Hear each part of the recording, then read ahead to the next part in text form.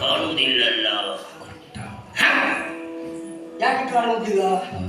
ನಾನೀಗ ಆನಂದನಾಗಿ ಬಂದಿದ್ದೇನೆ. ನನಗೆಲ್ಲವನ್ನೂ ಕಾಣ್ತಾ ಇದ್ದಾರೆ, ನಾನು ಮಾತ್ರ ಯಾರಿಗೂ ಕಾಣುವುದಿಲ್ಲ. ಯಾಕೆ ಹೀಗೆ ಬಂದದ್ದು ಗೊತ್ತಾ? ಒಮ್ಮಿಂದೊಮ್ಮರೆ ನಿರ್ಧಾರಕ್ಕೆ ಬರುವುದಲ್ಲ. ಏನಾಗಿದೆ, ಏನು ಹೋಗಿದೆ, ಏನು ನಡೆಯುತ್ತಿದೆ ಎನ್ನುವುದನ್ನು ಮೊದಲು ನಾನೇ ಕಣ್ಣಾರೆ ಕಂಡು ಆಮೇಲೆ ಹಗೆಯ ಅಥವಾ ಬರೀ ಹೊಗೆಯ ಎನ್ನುವುದನ್ನು ತಿಳಿದುಕೊಳ್ಳುವುದಕ್ಕಾಗಿ ಬಂದವ. ಏನೇ ಆಗಲಿ, ಎಂಥ ಸಭೆ, ಎಂಥ ಸಭೆ! ಎಷ್ಟು ಬೇಗ, ಎಷ್ಟು ದೊಡ್ಡ ಸಭೆ! ಎಂತೆಂತ